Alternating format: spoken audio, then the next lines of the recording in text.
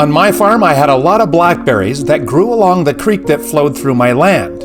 I removed a bunch of them, but I kept a section of them because I loved picking and eating blackberries. Seamus Heaney's poem Blackberry Picking describes this summer activity wonderfully. But that's not what it's really about. It's about human nature, and not a very nice part of it. Before we break down this poem, let's read the whole thing. This is Blackberry Picking by Seamus Heaney. Late August, given heavy rain and sun for a full week, the blackberries would ripen. At first, just one, a glossy purple clot among others, red, green, hard as a knot. You ate that first one and its flesh was sweet, like thickened wine. Summer's blood was in it, leaving stains upon the tongue and a lust for picking. Then the red ones inked up, and that hunger sent us out with milk cans, pea tins, jam pots, where briars scratched and wet grass bleached our boots. Round hayfields, cornfields, and potato drills, we trekked and picked until the cans were full, until the tinkling bottom had been covered with green ones, and on the top dark blobs burned like a plate of eyes. Our hands were peppered with thorn pricks, our palms sticky as bluebeards. We hoarded fresh berries in the byre. But when the bath was filled, we found a fur, a rat-gray fungus glutting our cache. The juice was stinking too. Once off the bush, the fruit fermented. The sweet flesh would turn sour.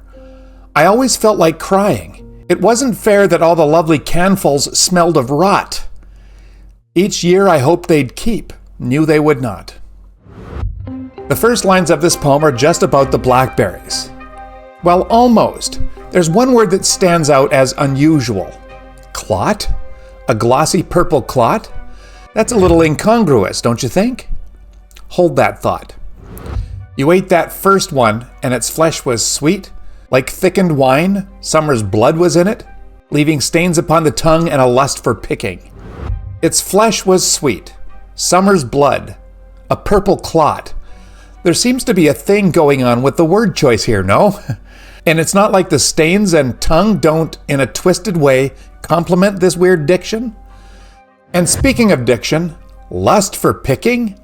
Lust? It's linked with anticipation. But isn't this just a bunch of kids heading out to pick blackberries? That's a little incongruous, isn't it? Then red ones inked up, and that hunger sent us out with milk cans, pea tins, jam pots, where briars scratched and wet grass bleached our boots. Round hayfields, cornfields, and potato drills, we trekked and picked until the cans were full, until the tinkling bottom had been covered with green ones, and on top, big dark blobs burned like a plate of eyes.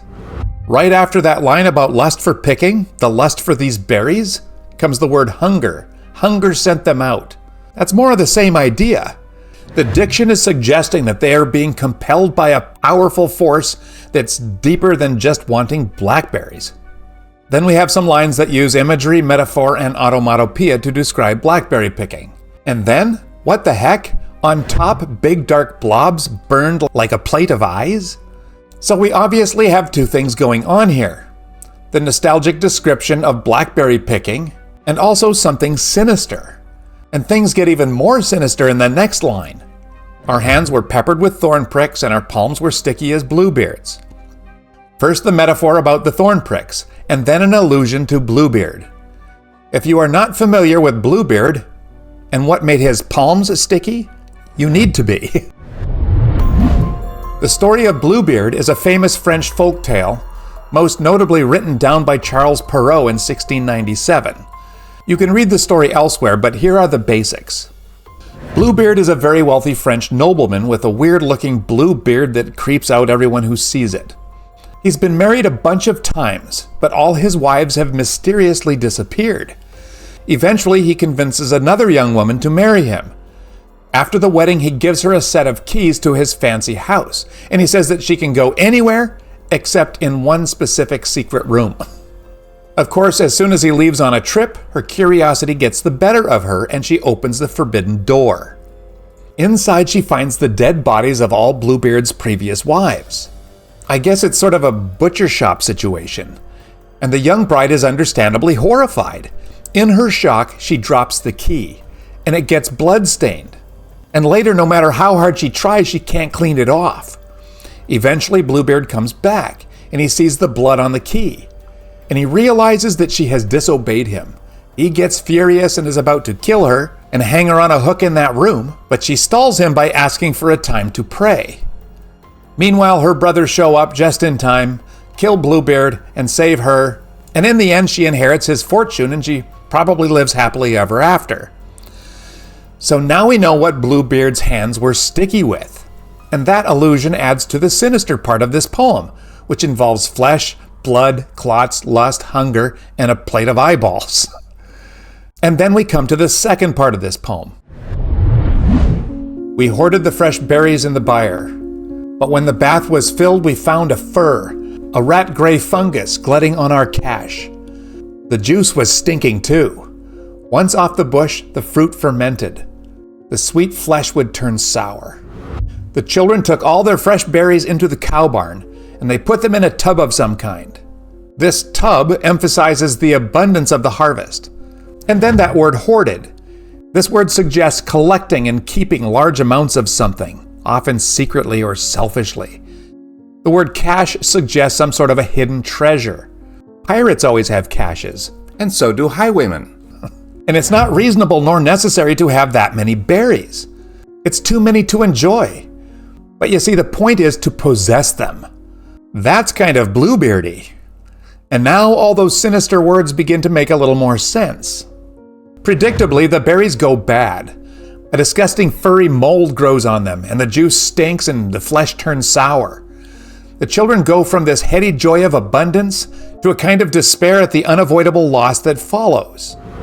I always felt like crying. It wasn't fair that all those lovely canfuls smelled of rot. Each year I hoped they'd keep, knew they would not. There is obviously a universal theme in these lines.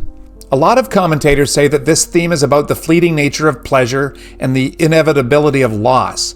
They say that the experience of the beautiful blackberries rotting becomes a metaphor for childhood innocence and the bittersweet realization that good things often don't last. I don't think so. This reading ignores all that stuff about blood and flesh and Blackbeard. Heaney's language is deliberately vivid and visceral. He uses words that point to twisted physical desires and bent bodily appetites, and he even makes a connection to violence. The idea that this dark desire is present in children suggests that we are talking about human nature here. Something that's in all of us, to possess and to have more, far more than what we need. The first step to overcoming our problem is to admit that we have one. And then we can face this sinister impulse within us that drives us to satisfy our lust to possess and our hunger to take, and to take more than what we need. Especially in the West, this is foundational. It's how we view ourselves and the world. I love it that the poem clearly shows that ultimately, getting all this more that we desire leads to nothing but disappointment. Words of wisdom, no? So I wonder why the soft reading of this poem dominates at least all the online sources. Is it because we'd rather not think about the insidious desire to possess and to accumulate that we all carry within us to some extent?